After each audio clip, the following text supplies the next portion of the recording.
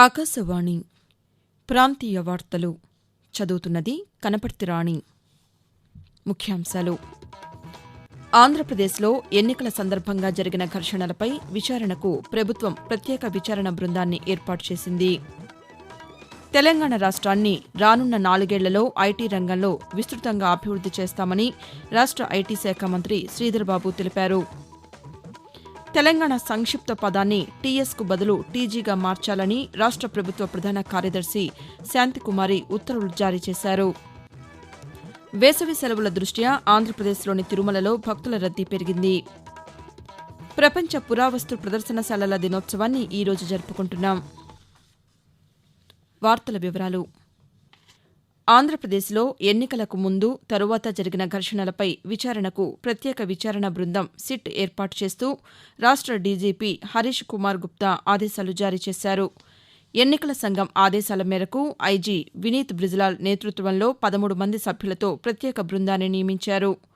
పల్నాడు, అనంతపురం, తిరుపతి జిల్లాల్లో జరిగిన హింసాత్మక ఘటనలపై విచారించి ఎన్నికల సంఘానికి నివేదిక సమర్పించనుంది. సంబంధిత నివేదికను 2 రోజుల్లో కేంద్ర ఎన్నికల సంఘానికి పంపిస్తామని డీజీపీ వెల్లడించారు. తెలంగాణ రాష్ట్రాన్ని రానున్న 4 ఏళ్లలో ఐటీ రంగంలో విస్తృత అభివృద్ది చేస్తామని రాష్ట్ర ఐటీ శాఖ మంత్రి శ్రీధర్బాబు తెలిపారు. హైదరాబాద్లో నిన్న ఐజీబీసీ గ్రీన్ ప్రాపర్టీ షోను మంత్రి ప్రారంభించారు. ఈ సందర్భంగా ఆయన మాట్లాడుతూ తెలంగాణలో పెట్టుబడులు తెచ్చేందుకు కృషి చేస్తున్నామని తెలిపారు. సులభతర వాణిజ్య విధానానికి ప్రభుత్వం కట్టుబడి ఉందని పేర్కొన్నారు. పెట్టుబడిదారులకు, నిర్మాణ సంస్థలు, స్థిరాస్తి రంగానికి ప్రభుత్వం తోడ్పాటునందిస్తుందని మంత్రి వెల్లడించారు. తెలంగాణ సంక్షిప్త పదాన్ని టీఎస్కు బదులు టీజీగా మార్చాలని రాష్ట్ర ప్రభుత్వ ప్రధాన కార్యదర్శి శాంతికుమారి నిన్న ఉత్తర్వులు జారీ చేశారు. జీవోలు, నోటిఫికేషన్లు, నివేదికలు, అధికారిక పత్రాలలో ఇకపై టీజీగా ఉండాలని ఉత్తర్వుల్లో పేర్కొన్నారు. ప్రభుత్వ శాఖలు, సంస్థలు, స్వయం ప్రతిపత్తి విభాగాలన్నీ దీనిని పాటించాలని ఆదేశించారు. అలాగే జిల్లా కలెక్టర్లతో ప్రభుత్వ ప్రధాన కార్యదర్శి శాంతికుమారి దృశ్య మాధ్యమం ద్వారా ధాన్యం సేకరణపై సమీక్ష నిర్వహించారు. వర్షాకాలం రానున్నందున ధాన్యం సేకరణ త్వరగా పూర్తి చేయాలని అన్నారు. రాష్ట్ర వ్యాప్తంగా రైతులు నష్టపోకుండా ఉండేలా తడిసిన ధాన్యాన్ని ఆరబెట్టేందుకు అధికారులు చర్యలు తీసుకోవాలని, కొనుగోలు కేంద్రాల వద్ద ధాన్యాన్ని వెంటనే మిల్లులకు తరలించేందుకు చర్యలు చేపట్టాలని తెలియజేశారు. ఆంధ్రప్రదేశ్లో క్షయవ్యాధి వ్యాప్తి, కేసుల నియంత్రణకు బీసీజీ టీకా పంపిణీ కార్యక్రమం ప్రారంభం కాగా అల్లూరి సీతారామరాజు, అన్నమయ్య, చిత్తూరు, గుంటూరు, కృష్ణా, నంద్యాల, పల్నాడు, నెల్లూరు, శ్రీ సత్యసాయి, విశాఖపట్నం, విజయనగరం, కడప జిల్లాల్లో గడిచిన 2 రోజుల్లో 2 లక్షల మందికి బీసీజీ టీకా వేసినట్లు రాష్ట్ర వైద్య ఆరోగ్య శాఖ వెల్లడించింది.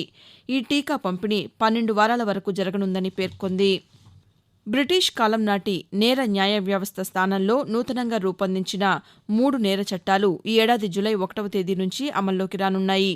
ఇప్పటివరకు అమల్లో ఉన్న భారతీయ శిక్షా స్మృతి, నేర శిక్షా స్మృతి, భారత సాక్ష్యాధార చట్టం 1872 స్థానంలో భారతీయ న్యాయ సంహిత, భారతీయ నాగరిక సురక్ష సంహిత, భారతీయ సాక్ష్య చట్టాలను వర్తింపచేయనున్నారు.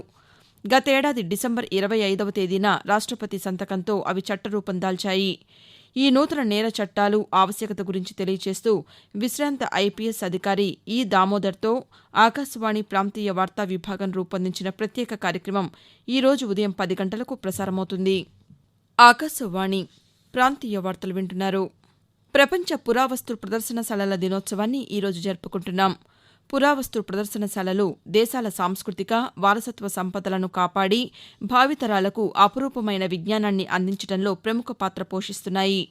పురావస్తు ప్రదర్శనశాలలపై ప్రజలకు అవగాహన కల్పించేందుకు, వాటిని మరింత ప్రోత్సహించే ఆవశ్యకతను తెలియజేసేందుకు 1977 నుంచి ప్రతి ఏటా మే 18వ తేదీన ప్రపంచ పురావస్తు ప్రదర్శనశాలల దినోత్సవాన్ని నిర్వహిస్తున్నారు.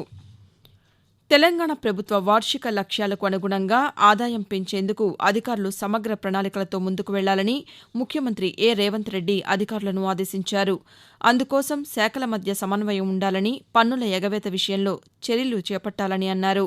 రాష్ట్రానికి ప్రధానంగా ఆదాయం వచ్చే వాణిజ్య పన్నులు, స్టాంపులు, రిజిస్ట్రేషన్లు, ఎక్సైజ్, మైనింగ్ విభాగాల అధికారులతో ముఖ్యమంత్రి నిన్న హైదరాబాద్లో సమీక్ష సమావేశం నిర్వహించారు. ఈ సందర్భంగా ఆయన మాట్లాడుతూ అంచనాల మేరకు స్థూల వస్తుసేవల పన్ను జీఎస్టీ సాధించడంలో క్షేత్రస్థాయి పరిశీలనలు, ఆడిటింగ్లను జరపాలని అన్నారు. అక్రమ మద్యం రవాణాను అరికట్టేందుకు కట్టుదిట్టమైన చర్యలు తీసుకోవాలని అన్నారు. నిబంధనల ప్రకారం ఏడాదికోసారి భూముల మార్కెట్ విలువను సవరించాల్సి ఉంటుందన్న ముఖ్యమంత్రి ఆ క్రమంలో ధరల సవరణకు చర్యలు చేపట్టాలని అధికారులకు సూచించారు. ఆంధ్రప్రదేశ్లో ప్రభుత్వ కార్యాలయాల్లో చేపట్టిన ఈ-ఆఫీస్ ఆధునీకరణ ప్రక్రియను వాయిదా వేయాలని ఎన్నికల సంఘం ఆదేశించింది. గ్రామ, వార్డు సచివాలయాలకు ఈ-ఆఫీసును విస్తరించడంపై ఫిర్యాదులు అందడంతో రాష్ట్ర ఎన్నికల ప్రధానాధికారి ముఖేష్ కుమార్ మీనా ఆధునీకరణ ప్రక్రియను నిలిపివేయాలని అధికారులను ఆదేశించారు. తెలంగాణలోని వరంగల్, ఖమ్మం, నల్గొండ శాసనమండలి నియోజకవర్గ పరిధిలో ఉప ఎన్నిక జరగనున్నందున 144 సెక్షన్ అమలులో ఉందని ఎమ్మెల్సీ, ఎన్నికల అధికారి వెంకన్న తెలిపారు. జనగామ జిల్లా స్టేషన్ ఘన్పూర్ ఆర్డీఓ కార్యాలయంలో నిన్న ఆయన పాతికేయులతో మాట్లాడుతూ ఎన్నికల నియమావళి అమల్లో ఉన్నందున అనుమతి లేకుండా ర్యాలీలు, ధర్నాలు నిర్వహిస్తే చర్యలు తీసుకుంటామని అన్నారు. ఈ నెల 27న జరిగే ఎమ్మెల్సీ ఎన్నికల పోలింగ్కు అన్ని చర్యలు చేపట్టినట్లు తెలిపారు. ఎన్నికల నిర్వహణకు 10 పోలింగ్ కేంద్రాలు ఏర్పాటు చేశామని ఆయన పేర్కొన్నారు.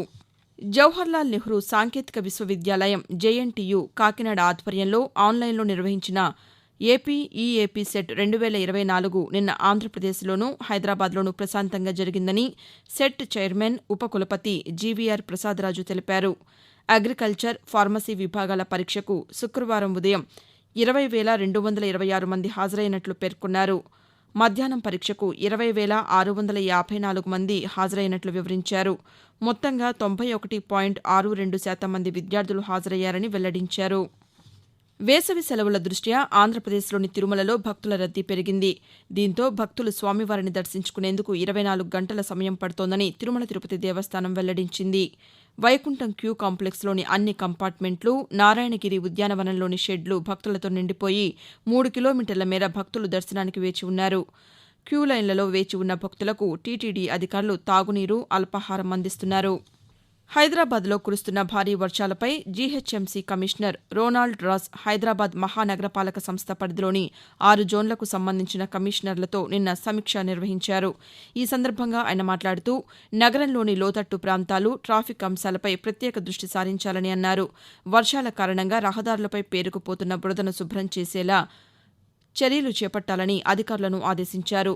మరో 5 రోజుల పాటు వర్షాలు కురిసే అవకాశం ఉండటంతో నిరంతరం అప్రమత్తంగా ఉండాలని సూచించారు. వాతావరణం. ఉపరితల ఆవర్తనం, ద్రోణి ప్రభావంతో రాబోయే 4 రోజుల పాటు ఆంధ్రప్రదేశ్లో పిడుగులతో కూడిన తేలికపాటి నుంచి ఓ మోస్తరు వర్షాలు పడతాయని అమరావతి వాతావరణ కేంద్రం వెల్లడించింది. ఈ రోజు అల్లూరి సీతారామరాజు, ప్రకాశం, శ్రీ పొట్టి శ్రీరాములు నెల్లూరు, కర్నూలు, నంద్యాల, అనంతపురం, శ్రీ సత్యసాయి, వైఎస్ఆర్, అన్నమయ్య, చిత్తూరు, తిరుపతి జిల్లాల్లో తేలికపాటి నుంచి మోస్తరు వర్షాలకు అవకాశముందని విపత్తుల నిర్వహణ సంస్థ పేర్కొంది. మరోవైపు తెలంగాణలోని పలు జిల్లాల్లో తేలికపాటి నుంచి భారీ వర్షాలు కురుస్తాయని హైదరాబాద్లోని భారత వాతావరణ కేంద్రం తెలియజేసింది. ఈ రోజు హైదరాబాద్తో పాటు రంగారెడ్డి, మెదక్, సంగారెడ్డి, కరీంనగర్, రాజన్న సిరిసిల్ల జిల్లాల్లో మోస్తరు నుంచి భారీ వర్షాలు కురిసే అవకాశం ఉందని వెల్లడించింది.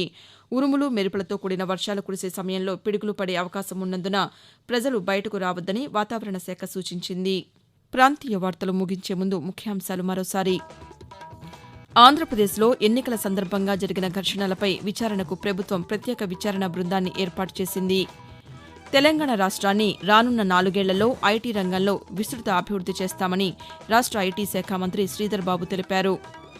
తెలంగాణ సంక్షిప్త పదాన్ని టీఎస్కు బదులు టీజీగా మార్చాలని రాష్ట్ర ప్రభుత్వ ప్రధాన కార్యదర్శి శాంతికుమారి ఉత్తర్వులు జారీ చేశారు. వేసవి సెలవుల దృష్ట్యా ఆంధ్రప్రదేశ్లోని తిరుమలలో భక్తుల రద్దీ పెరిగింది. ప్రపంచ పురావస్తు ప్రదర్శనశాలల దినోత్సవాన్ని ఈరోజు జరుపుకుంటున్నాం. ఆకాశవాణి ప్రాంతీయ వార్తలు ఇంతటితో సమాప్తం.